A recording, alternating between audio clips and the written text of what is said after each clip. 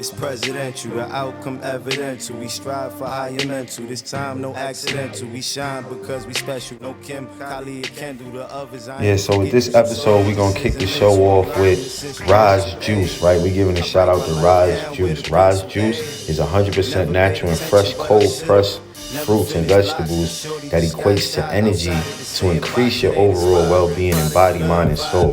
When you are on a juice cleanse, it gives your body and gut a chance to rest and reset, rehydrate, and replenish while also removing built-up toxins by way of replacing the bad with the good nutrients. And with added hydration, you will have noticeably glowing skin, shinier hair, stronger nails, anti-aging, etc.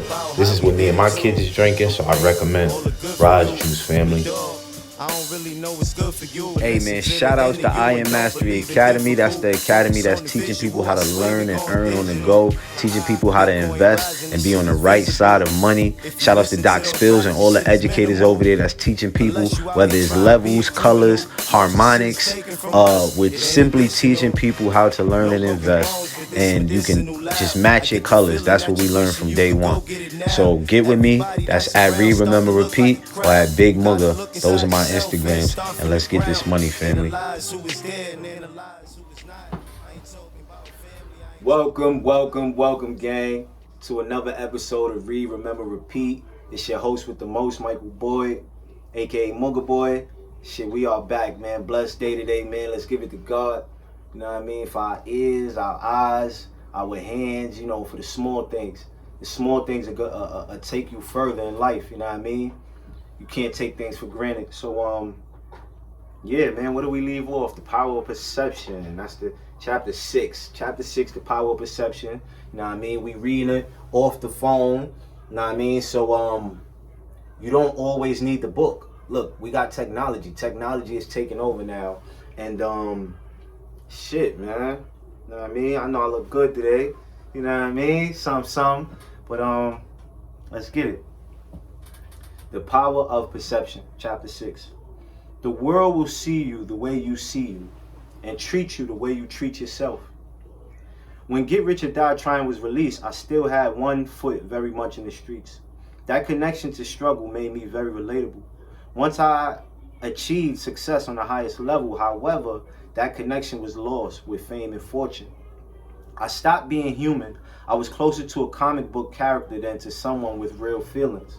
The perception was that if you cut me, I wouldn't bleed.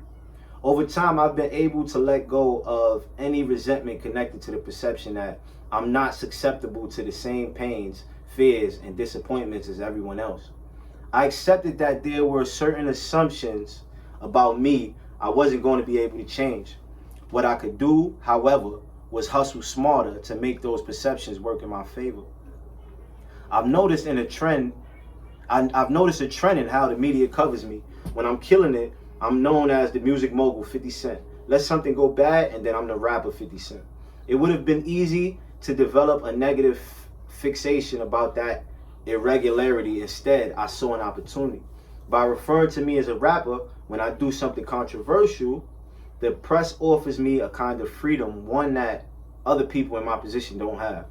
We live in a climate where most people are afraid to openly speak their minds, especially those in positions of power and influence. They're worried that if they say the wrong thing on social media or the press, they'll lose something.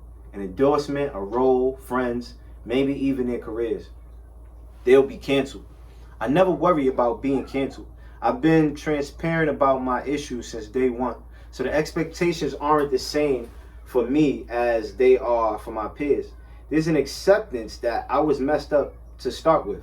When I do say something wild, being labeled as the rapper 50 Cent becomes my shield. Any cancellation talks bounces right off it.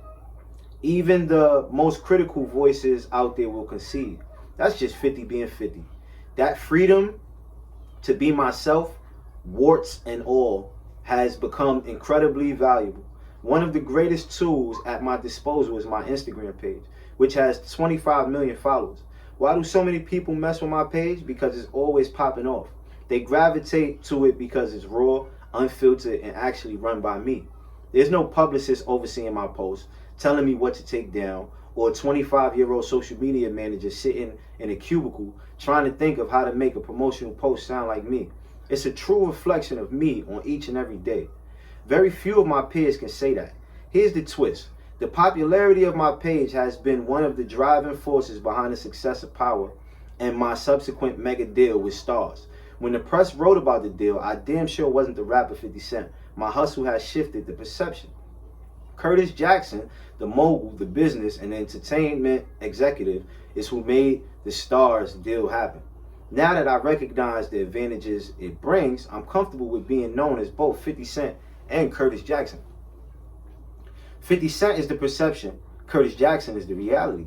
That doesn't mean 50 Cent is fake, not at all. 90% of the things I've rapped about, I've lived, not to mention that there are plenty of things I lived through that haven't shown up in my music.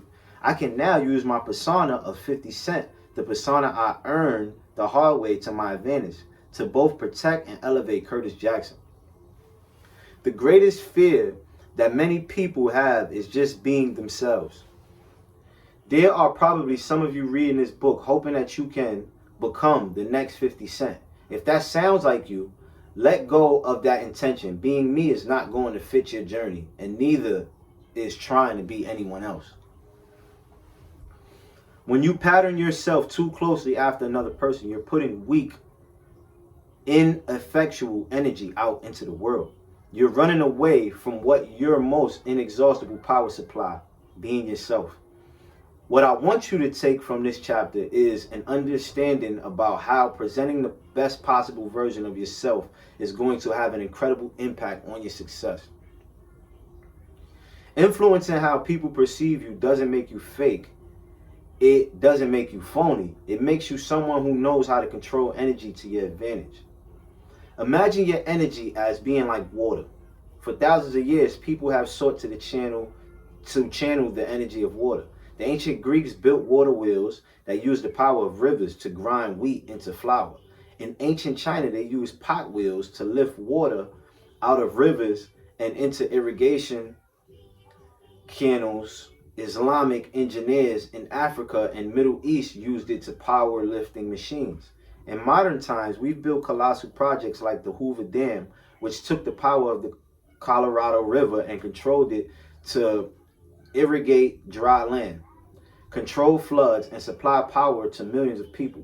None of those measures, which brought so much change to civilization, altered the basic nature of the water involved. The only thing they changed was how it was utilized. Try to view harnessing the energy of how you are perceived in the same way. The fundamental essence of who you are doesn't change. You're just using its innate power in a smarter way. Shaping perceptions. My first experience trying to shape people's perception was born out of necessity. I was around 12 years old and just started to get into hustling drugs. It was clear I was going to be an earner, but I had a problem on my hands. I didn't have any free time to get out on the corner. I was in middle school at the time, and there was no way my nana was going to let me drop out. The only possible time for me to hustle was between 3 p.m. when school let out and 6 p.m. when I had to be home at that time. My nana was in the habit of walking me to and from school, which would make sneaking off to hustle impossible. I had to come up with a reason to walk by myself. I was already around 150 pounds at the time, damn near the size of a small adult. So I told Nana that people were beginning to make fun of me in my neighborhood. There are kids in 8th and 9th grade who are smaller than me, walking home by themselves. I told her, everyone's starting to think I'm slow or something. You gotta let me walk by myself. It was hard for Nana to say yes to that because walking to school had become our ritual. It was when we talk about what was going on in our life or any of the questions about the world that were going through my young mind. Those walks were where we really bonded. Still, no, Grandma wants her grandson to be bullied, so she eventually let me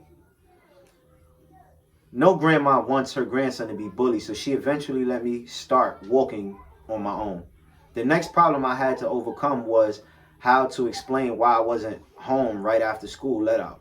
I might be able to buy an hour or so by claiming that I was playing basketball with my friends or taking a quick trip to buy candy, but there was no logical reason I'd be out every day till my curfew. Then I came up with a solution.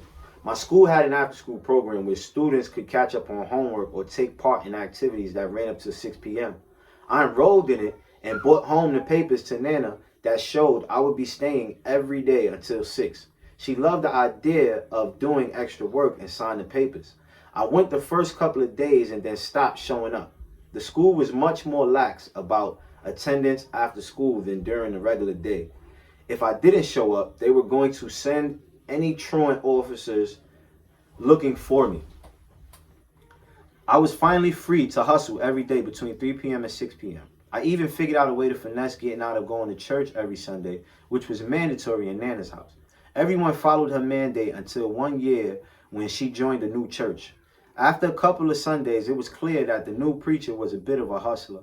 My grandfather, who didn't like going to church any more than I did, saw his opportunity. I don't have to go to church on Sunday and have this guy try to tell me about God, he told Nana. I'm just going to stay home and read the Bible on my own instead. When Nana didn't put up a fight, I made my own move. I want to stay home with my grandpa, I told her. My grandpa was stunned since I never showed much interest in hanging out with him. Did baby want to stay with me, he asked. But he must have sensed that I was a bit of a co-conspirator, because he quickly took to the idea and override Nana's objection. No, let Curtis stay with me, he said. It will be good for the boy. We were both just looking for ways to get out of church, but Sunday mornings ended up being where my grandpa and I really bonded ourselves. Man, shout outs to 50, shout outs to the book, shout outs to anybody that's listening. Shout outs to the sponsor, right? Shout outs to the people that's definitely showing us love. You know what I mean? Raj Juice. You know what I mean? Let me taste this flavor. I think it's pineapple and